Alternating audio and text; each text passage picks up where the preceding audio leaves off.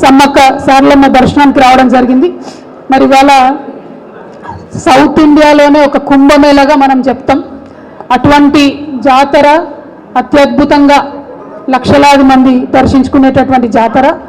ఆ జాతర యొక్క సన్నాహక కార్యక్రమాలు మీకు తెలుసు ముందే ప్రారంభమవుతాయి. పెద్ద ఎత్తున ఎప్పుడు పోయి దర్శించుకున్న పుణ్యం అనే చెప్తారు.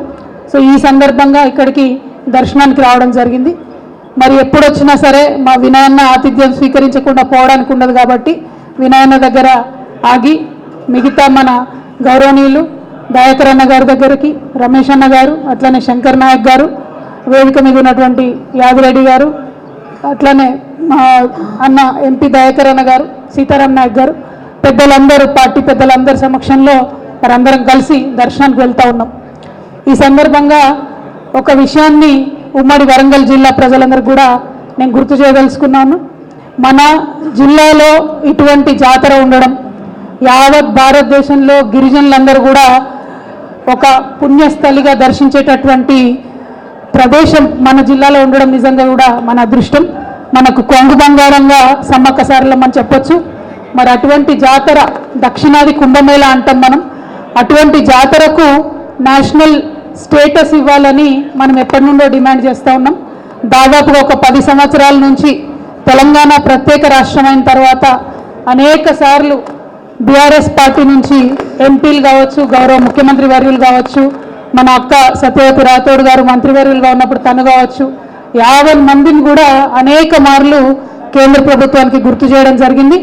ఇవాళ మూకుమ్మడిగా వరంగల్ ప్రజలందరం కూడా డిమాండ్ చేయవలసినటువంటి అవసరం మనకున్నది. ఇప్పటికే మనకు పాకాల దగ్గర రామప్ప టెంపుల్కి యునెస్కో స్టేటస్ వచ్చి మన జిల్లా పేరు ప్రపంచవ్యాప్తంగా ఒక గౌరవప్రదమైనటువంటి స్థానంలో ఉన్నది. దానికోసం బీఆర్ఎస్ పార్టీ చేసినటువంటి విశేష కృషి మీ అందరికి కూడా గుర్తుండే ఉంటుంది. మనకు అవకాశం వచ్చినప్పుడు మన దగ్గర ఇటువంటి మంచి ప్రదేశాలు ఉన్నప్పుడు మన దగ్గర ఉన్నప్పుడు మన ప్రాంత గౌరవాన్ని పెంచేటటువంటి ప్రదేశాలు ఉన్నప్పుడు మనందరం కూడా ఆ అవకాశాన్ని సద్వినియోగం చేసుకొని చరిత్రలో మన జిల్లా పేరు, మన రాష్ట్రం పేరు, మన యొక్క సంస్కృతి సంప్రదాయాలను ముందుకు కొనసాగించే విషయంలో ఉమ్మడిగా కూడా పోరాటం చేయాల్సినటువంటి సందర్భం ఇది. సమ్మక్క సారలమ్మ జాతరకు మరి నేషనల్ స్టేటస్ ఇవ్వాలని చెప్పి మళ్ళీ ఒకసారి ఇవాళ వరంగల్ జిల్లా నుండి మేము బీజేపీ పార్టీని, ప్రధానమంత్రి గారిని డిమాండ్ చేస్తూ ఉన్నాము. ఈ డిమాండ్ అనేక పర్యాయాలు ఉన్నది. దీన్ని చేయదగ్గ విషయమే, దూరమైనటువంటి అంశం కాదు, కష్టమైనటువంటి అంశం అంతకన్నా కాదు. ఎన్ని లక్షల మంది సందర్శిస్తారో అవి కంటిన్యూస్గా చెప్తూ ఉంటారు. మరి అటువంటి ఎన్ని లక్షల మంది సందర్శిస్తారో తెలిసినటువంటి విషయమే. అన్ని లక్షల మంది యొక్క ఆత్మగౌరవ విషయం అవుతుంది కాబట్టి ఖచ్చితంగా national project, national festival status Sammakka సారలమ్మకి ఇవ్వాల్సిందిగా నేను బీజేపీని డిమాండ్ చేస్తూ ఉన్నాను. గౌరవ ప్రధానమంత్రి గారిని రిక్వెస్ట్ చేస్తూ ఉన్నాం. అదేవిధంగా మరి గుర్తించినారు సమ్మక్క సారలమ్మ జాతరను కాబట్టి ట్రైబల్ యూనివర్సిటీకి పార్లమెంట్లో బిల్ పాస్ చేసేటప్పుడు కూడా బీఆర్ఎస్ పార్టీ ప్రపోజ్ చేసిన విధంగానే సమ్మక్క సారలమ్మ పేరుతో ట్రైబల్ యూనివర్సిటీ బిల్ పాస్ అవ్వడం మనందరం సంతోషించదగ్గ విషయం. ఇదివరకే అన్న దయాకర్ అన్న గారి నేపథ్యంలో, జిల్లాలో సత్యవతక్క గారి నేపథ్యంలో ల్యాండ్ ఇవ్వడం, అట్లానే రాష్ట్ర ప్రభుత్వం నుంచి ఇవ్వాల్సినటువంటి 15 కోట్ల రూపాయలు కూడా ఇచ్చి త్వరితగతిన పనులు వేగవంతంగా స్టార్ట్ చేయడానికి ఈ జిల్లా ప్రజాప్రతినిధుల యొక్క కృషి, బీఆర్ఎస్ పార్టీ ప్రజాప్రతినిధుల కృషి ఉందని చాలా సగర్వంగా మనం చెప్పుకోవచ్చు. ఎందుకంటే ఒక మంచి పెద్ద యూనివర్సిటీ 850 కోట్ల రూపాయలతో ఇక్కడ జిల్లాలో ఎస్టాబ్లిష్ కాబోతా ఉంది. అనేక మందికి ఉపాధి వస్తుంది, అనేక మందికి మంచి అవకాశాలు వస్తాయి.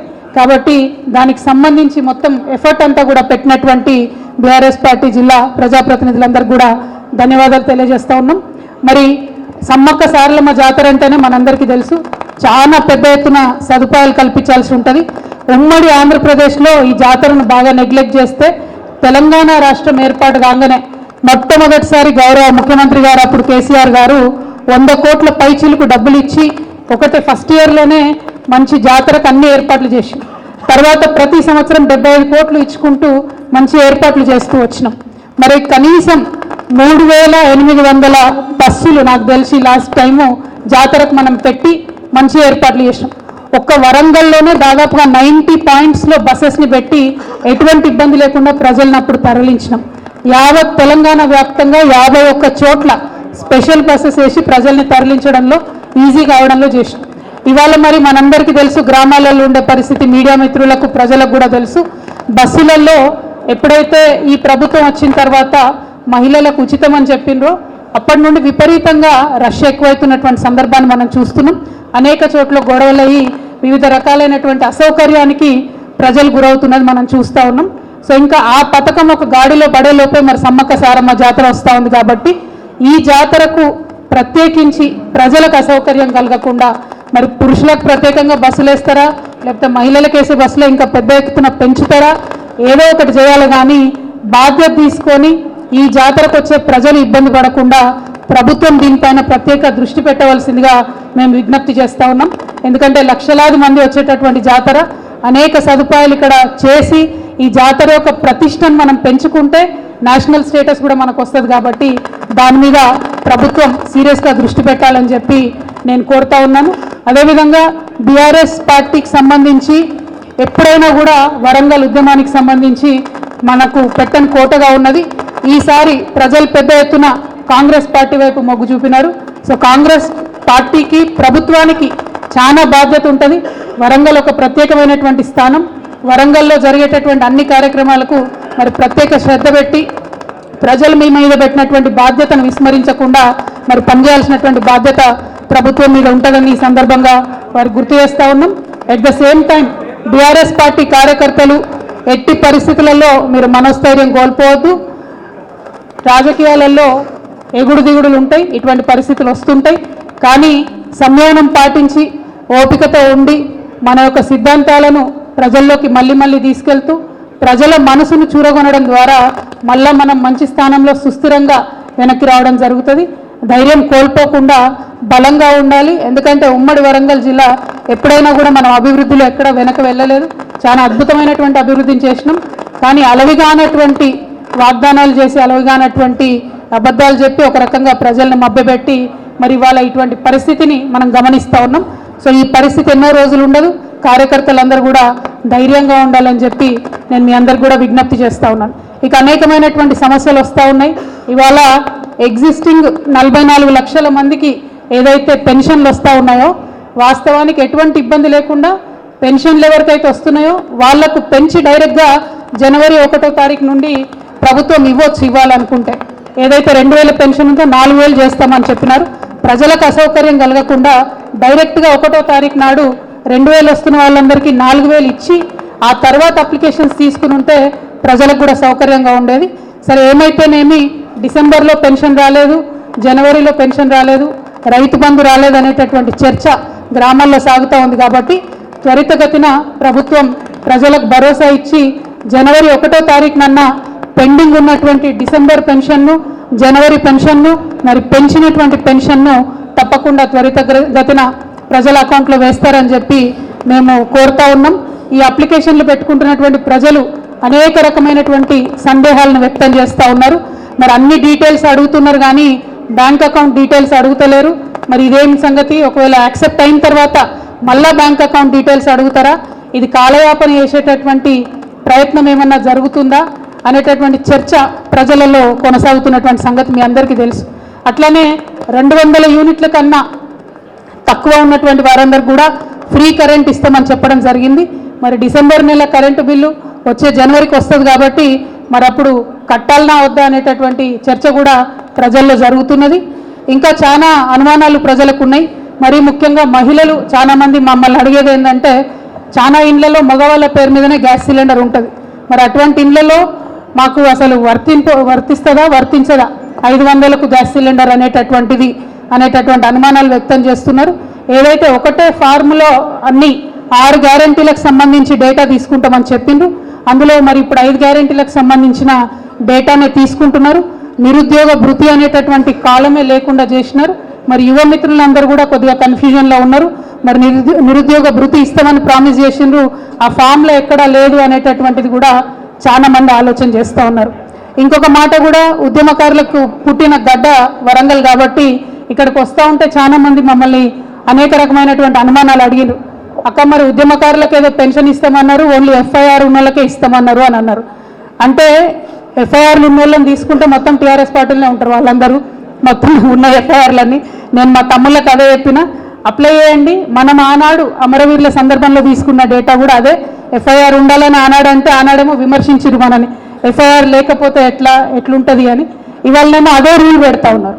సో మరి ఇప్పుడున్న ప్రభుత్వం ఎవరైతే అప్పుడు విమర్శించిండ్రో మరి ఇప్పుడు ఎఫ్ఐఆర్ పెడితే ఎంతమందికి ఇవ్వగలుగుతాము, ఎంతమంది మీద ఎఫ్ఐఆర్లు ఉంటాయి, ఎంతమంది మీద ఎఫ్ఐఆర్ కాపీలు ఉంటుంది, ఎఫ్ఐఆర్ లేకుండా ఉద్యమాలు చేసి అనేక కష్టాలు పడ్డటువంటి వారి సంగతి ఏంది అనే ప్రశ్నలు వాళ్ళు మనల్ని అడిగిండ్రు. మరి అదే ప్రశ్న ఇవాళ ప్రజల నుంచి మాకు ఎదురవుతా ఉంది. నా రిక్వెస్ట్ ఏంటంటే అందరూ కూడా అప్లై చేయండి, ఎఫ్ఐఆర్ ఉన్నా లేకున్నా ఉద్యమకారులందరూ కూడా అప్లై చేయండి. మరి ప్రభుత్వం రెస్పాన్స్ ఎట్లా ఉంటుందో కూడా చూడండి. అట్లానే కరెంటు బిల్లుకి సంబంధించి కూడా నేను బలంగా నమ్మేటటువంటి విషయం, 200 యూనిట్లకు తక్కువ ఉన్న వాళ్ళు ఎవరు కూడా కరెంటు బిల్లు కట్టకపోతే మంచిదని నేను అనుకుంటా ఉన్నా. ఎట్లాగో ఫ్రీగా ఇస్తామని చెప్పారు కాబట్టి జనవరిలో వచ్చేటటువంటి బిల్లును కట్టకపోతే బాగుంటుంది అనేటటువంటిది సూచన చాలామంది ప్రజల నుంచి మాకు అందుతున్నది. నేను మళ్ళీ తిరిగి అది ప్రజలకు చెప్తా ఉన్నాను. సో ఇట్లా ఒక్కొక్కటి కొంత కన్ఫ్యూజన్ ఉన్నది. ప్రభుత్వం కొన్ని విషయాల్లో క్లారిటీ ఇవ్వాల్సినటువంటి అవసరం ఉన్నది. ఎప్పట్లాగానే బీఆర్ఎస్ పార్టీ కార్యకర్తలు ప్రజలకు ప్రభుత్వానికి మధ్యలో వారధిగా ఉంటూ ప్రజలకు వచ్చేటటువంటి అనుమానాలను, ప్రజలకు వచ్చేటటువంటి ఈ లైన్లలో నిలబడేటటువంటి కష్టాలు మళ్ళీ మొదలైనవి, వాటిలో సౌకర్యవంతంగా ప్రజలు ఉండేటట్టు మన తరఫున ఎంత వీలైతే అంత ప్రజలకు సహాయం చేసేటట్టుగా ప్రయత్నం చేయవలసిందిగా నేను కోరుతా ఉన్నాను. మరొక మాట, ఇప్పుడు వచ్చినటువంటి ప్రభుత్వం పదే మనం చెప్తూ వచ్చింది, కంప్లీట్గా ప్రతి గ్రామంలో కూడా మరి నెట్వర్క్ ఉంది. ఈ సేవలో మీ సేవలో ఆల్రెడీ డేటా మొత్తం ఉంది. కొత్తగా మళ్ళీ డేటా ఎందుకు కలెక్ట్ చేస్తున్నారో అర్థం కానటువంటి పరిస్థితి ఉన్నది. ప్రతి ఒక్క పెండింగ్ అప్లికేషన్ మీ సేవలో ఉన్నది. అంటే ఒక బటన్ కొడితే చాలు మొత్తం డేటా వస్తుంది. అయినప్పటికీ మళ్ళీ ప్రజల్ని ఇంత కష్టపెట్టి అన్ని వివరాలు ఎందుకు తీసుకుంటున్నారు, కేవలం కాలయాపన అన్నది అర్థం కాకుండా ఉంది. సో ఈ ప్రభుత్వానికి చేసేటటువంటి సూచన ఒకటే, రాబోయేటటువంటి సమ్మక్క సారలమ్మ జాతర మీద ప్రత్యేకమైన శ్రద్ధ పెట్టండి, ఎక్కువ బస్సులు వేయండి. మహిళలకు ఉచితంగా ఇస్తామని చెప్తున్నటువంటి బస్సెస్ ఉన్నాయి కాబట్టి మరి పురుషులకు ప్రత్యేకంగా చేస్తారా, ఎట్లా ఏర్పాటు చేస్తారో చేయండి. ఈ జాతరలో మాత్రం ప్రజలు ఇబ్బంది పడకుండా ప్రయత్నం చేయవలసిందిగా కోరుతా ఉన్నాను. Thank you. జై తెలంగాణ. కాళేశ్వరం ప్రాజెక్టు నిన్న మంత్రుల బృందం చేశారు, అదంతా కూడా లోపాల పుట్ట, అంతా అవినీతిమయమన్నారు. దాని మీద మీరేమన్నా స్పందిస్తారా? నిన్న కడియం శ్రీహరి గారు విస్తారంగా ప్రెస్ మీట్ పెట్టిండ్రు. సీనియర్ నాయకులు వారు, ఇరిగేషన్ శాఖ మీద అపారమైనటువంటి పట్టున్నటువంటి వ్యక్తి, అన్ని అంశాలు కూడా వారు వివరంగా చెప్పడం జరిగింది. ఒకటి మా పార్టీ స్టాండ్ని, రెండవది ఆల్రెడీ వాళ్ళు ఎంక్వైరీ చేస్తూనే ఉన్నారు కదా, ఎంక్వైరీ చేసింది. ఎంక్వైరీ రిపోర్ట్ రాకముందే మంత్రులు ఇది పాపాల పుట్ట తప్పుల తడక అంటే మరి వాళ్ళకి ఎంత జ్ఞానం ఉందో, ఎంత ఎక్స్ట్రా నాలెడ్జ్ ఉందో నాకైతే తెలియదు. ఎంక్వైరీ రిపోర్ట్ వచ్చే వరకు ఆగితే అందరు కూడా మర్యాదగా ఉంటారు. కూడా బీఆర్ఎస్ కార్యకర్తలంతా ఆత్మస్థైర్యంతో ఉండాలని మీరు అంటున్నారు. ఓడిపోయిన 20-25 రోజులకు వచ్చిన సింగరేణి పార్టీ ఒక నిర్ణయం తీసుకుంది పోటీ చేయొద్దని. సింగరేణిలో టెక్నికల్గా ఇబ్బంది ఏమొచ్చిందంటే అక్టోబర్లోనే రిజిస్ట్రేషన్ చేసుకుంటారు కాబట్టి పార్టీ సింబల్ వచ్చింది. కాకపోతే పార్టీ అఫీషియల్ స్టాండ్ పోటీ చేయొద్దు అని తీసుకున్నారు. సమయాన్ని సందర్భాన్ని బట్టి నిర్ణయాలు తీసుకుంటారు, అట్లేముండదు. మనం పోటీలో లేమన్న విషయం నేను కూడా బాహాటంగా చెప్పిన. అందుకోసం ఏం చెప్పినా, సింగరేణిలో మేము ఇన్ని పనులు చేసినాం, మీ ఆత్మ ప్రబోధానుసారం ఓటేయండి అని చెప్పినాం. అందుకే ఇవాళ కాంగ్రెస్ పార్టీ కార్మిక వ్యతిరేకమైనటువంటి పార్టీగా ముద్రపడింది కాబట్టి సిపిఎం పార్టీకి అనుబంధంగా ఉండే ఏఐటియుసిని కార్మికులు గెలిపించుకోవడం జరిగింది గుర్తింపు సంఘంగా. సో టీబీజీకేఎస్ నాయకులు ఉన్నటువంటి వాళ్ళు కూడా అక్కడ లోకల్ పరిస్థితులను బట్టి వాళ్ళ యొక్క నిర్ణయం వాళ్ళు తీసుకోవడం జరిగింది. పార్టీ పోటీలో లేదు కాబట్టి అటువంటి రిజల్ట్ వచ్చింది తప్పితే పోటీలో ఉండేదో మేము ఓడిపోయినట్టు చాలా పత్రికలు రాసినాయి. అఫీషియల్గానే చెప్పినాం మేము పార్టీ పోటీ చేసేటటువంటి ఉద్దేశం లేదని. కాబట్టి పోటీలో లేనటువంటి వాళ్ళు ఎట్లా ఓడిపోతారు అన్నది కొద్దిగా మనం కూడా ఆలోచించుకుంటే బెటర్ అని.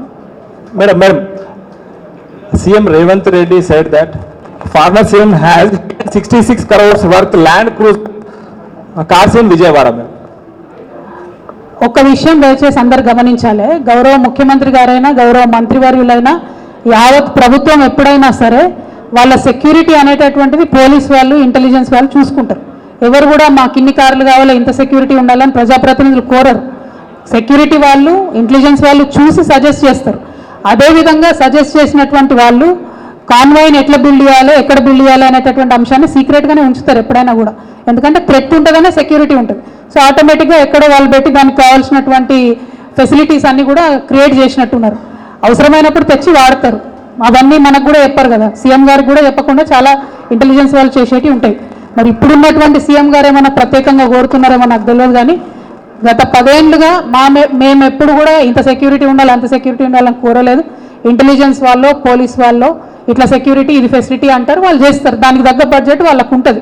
దానిలో పెద్ద అంశం చేసి దాని మీద వెటకారంగా మాట్లాడడం, ఏదో సీక్రెట్గా విజయవాడలో దాచుకున్నాం, అవి ఏడ తయారవుతుందో ఎవరికి తెలియదు, ఏడ దాచి పెడతారో ఎవరికి తెలియదు. ఎగ్జాక్ట్లీ బీపీ ఆడ తయారవుతుంది. అదే అంటున్నారు కదా, మనకి ఏం తెలిసిపాడే. ఆ పోలీసు వాళ్ళు ఇంటెలిజెన్స్ వాళ్ళు చేస్తారు జనరల్గా. దాన్ని పెద్ద ఇష్యూ చేసి అదేదో దాచుకున్నాం అన్నట్టుగా గౌరవ ముఖ్యమంత్రి గారు మాట్లాడడం నిజంగా వారి గౌరవాన్ని తగ్గిస్తుంది తప్పితే ఇంకొక అంశం కాదు. Ultimately protocol of any CM is decided by the security wing and intelligence and the police. There is no role of politicians in that. It was decided like that. It is unfortunate that the current CM thinks so, but it is not the case. ఇప్పటిదాకా సూచనలు చెప్పిన కదన్నా నేను, సమ్మక్క జాతర ఉన్నది, బస్సులు ఎక్కువ పెట్టాలన్నా, ప్రజలకు ఇబ్బంది లేకుండా సౌకర్యాలు కల్పించాలన్నా. ఒక్క నిమిషం, ఇప్పుడు 5 ఏళ్ళు అదే బాబు, ఇప్పుడు మేము ఒక్కటే చెప్తున్నాం, ఎక్కడ తీస్తామని అంటలేము. వాళ్ళకి అన్ని తీరులో మద్దతు ఇస్తాం. వాళ్ళ ప్రభుత్వం వాళ్ళ ఎన్నికల మేనిఫెస్టోలు ఏం పెట్టిందో అది చేసేదాకా నిలదీస్తాం. నిలదీసుడు ఖాయం, దాంట్లో ఏం లేదు. వాళ్ళు ఏదైతే ఎన్నికలలో ప్రకటించారో 100 చేసేదాకా నిలదీసే ఏర్పాటు చేస్తాం. ఇంకొక విషయం గుర్తుపెట్టుకోవాలి బ్రదర్, బీఆర్ఎస్ పార్టీకి కాంగ్రెస్ పార్టీకి కేవలం 1.7% ఓట్ల తేడా మాత్రమే. ఉప్పెనలాగా గెలుచుడు, ఏదో ప్రజలు మమ్మల్ని తిరస్కరించుడు అన్నది జరగలేదు. కన్ఫ్యూజన్లో లోకల్ ఇష్యూస్తోని అనేకమైనటువంటి అంశాలతోని ఇట్లా ప్రజల నిర్ణయం వచ్చింది. అయినప్పటికీ ప్రజల నిర్ణయాన్ని డెఫినెట్గా గౌరవిస్తాం, అన్ని రకాలుగా సహకరిస్తాం. మా నాయకుడు చెప్పారు 100 రోజులు సైలెంట్ ఉండమని, డెఫినెట్గా సైలెంట్గా ఉన్నాం. జరుగుతున్నటువంటి కార్యక్రమాల్లో ప్రజలు పడేటటువంటి ఇబ్బందులు సూచనలు మాత్రమే చేస్తున్నాం, కార్యాచరణ ఏం చేస్తలేం. 100 రోజుల తర్వాత కార్యాచరణ ఉంటుంది. Thank you. తెలంగాణ మేడం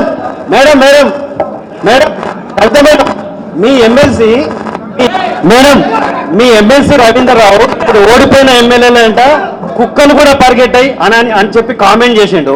మీ ఎమ్మెల్యేలకేమో భద్రత తీసేది. అంటే ఈ టైంలో మీరు భరోసా